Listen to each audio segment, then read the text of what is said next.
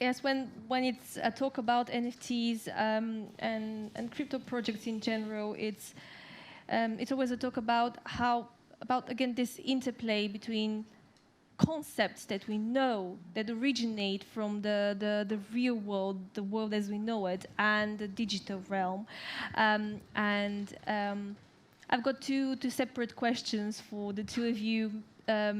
Maybe first with you, Alexander. When you combine the off-chain and non-chain elements in gaming, what are the challenges of introducing gaming to blockchain or blockchain to gaming? Yeah, very nice question. Uh, so what we see right now with gamings is that because most projects don't know how to find a secure off-chain solution for their gaming mechanisms, they move all of their mechanics on-chain, which results in having to pay for gas fees constantly for every transaction you're doing. Let's say I equip or unequip some land, or I buy this land from the center land. Whatever I do, I have to pay the gas fee for this transaction to happen. Even on blockchains like Wax and EOS, where you don't have to pay for gas, you still have the wait time to get the confirmation on the blockchain. So that's, for me, is the biggest challenge that projects are facing, because you can't really have the gaming experience as you are always constrained by the fact that you have to wait for something on the blockchain to get approved. So here, for example, with our project, what we are trying to build, we are trying to move our on-chain mechanics off-chain, have all of our game concept off-chain, and then keep public records of all our logs so that the community can keep track of what's happening, and in case of a security breach, to be able to intercept it. Okay.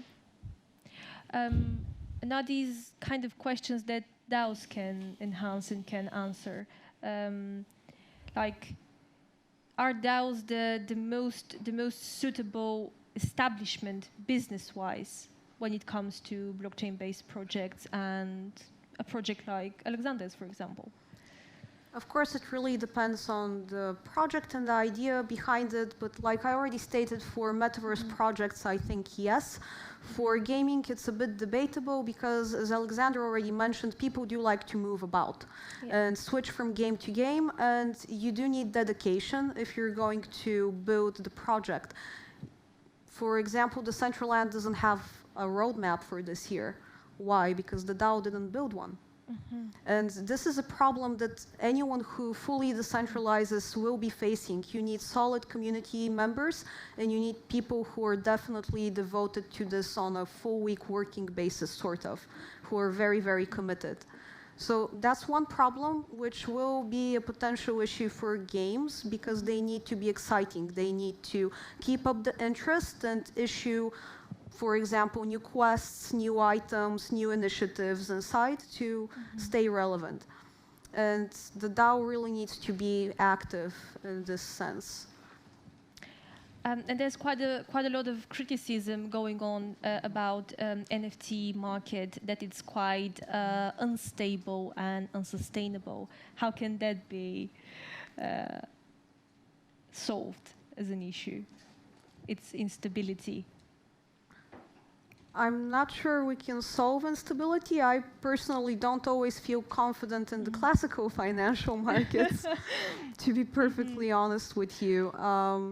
Of course, there is a lot of speculation. People think that there is a bubble, but I cannot really see this. I cannot really say it this time. This is a very new technology, and a lot of big names did jump on it in a very short term of time. Yes. We have Nike, Snoop Dogg, Taylor Swift, Adidas. It's insane, and maybe this is part of why this has a kind of a bubble effect if you look at it from the outside, because there's a rapid movement of very big players into the field. Eventually, probably it will just taper off and stabilize into something more manageable, but will it truly have stability? Maybe not. This is the internet. It's a gung-ho country, you can't say. And any last words on the future of NFTs?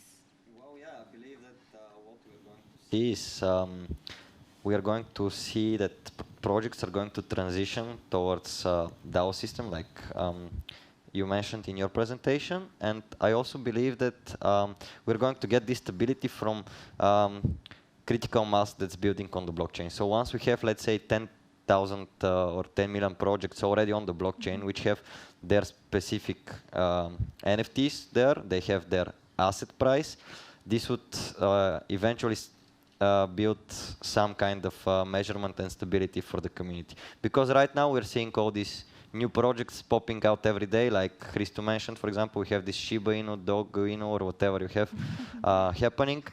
All these new projects, they don't have like a benchmark with which you can compare and say, okay, that's a successful one, that's a non-successful one. So let's say Dogecoin, maybe it's a successful one, but like Doge Musk or Elon Musk coin or something like that, a rip-off of an existing project is not a successful benchmark. So until the community figures a way to evaluate them, it will take some time, and that will be the building of critical mass in NFTs.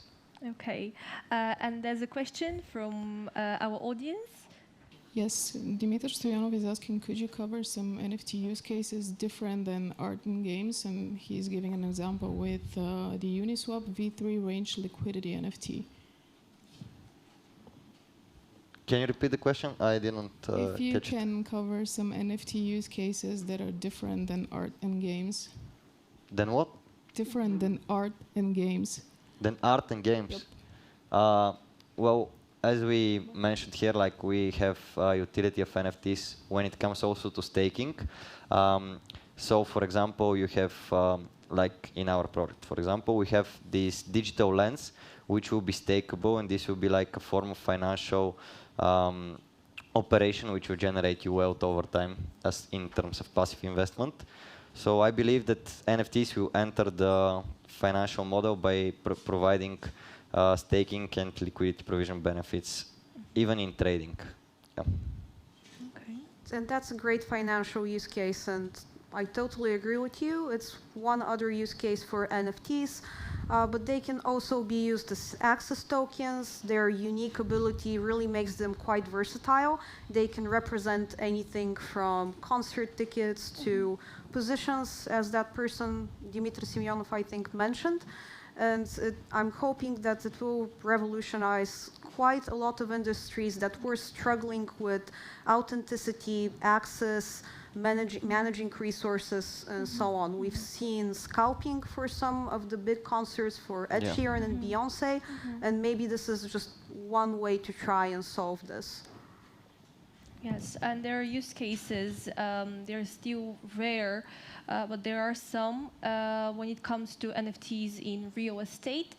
But again, looking at it from a legal perspective, there are a lot of questions that remain unanswered. The question of the ownership, who owns what, controlling rights, and let's say you have a tokenized piece of land or an apartment, and the question is this transaction a valid one? So there are a lot of unanswered questions in this realm. But yes, this is another use case: NFTs in real estate. I am waiting for the day I present my NFT to a notary to verify my ownership of land. This will be a landmark in Bulgarian law. Yes, no, but this is a very valid question, a question about the validity. Hopefully, hopefully. Yes, this is a good insight. So if there are no more questions from our audience. So thank you guys for this amazing panel. I think that we've received a lot of insights about NFTs in gaming and the DAOs organization. So thank you for this presentation. It was a pleasure, Thank you as likewise. well.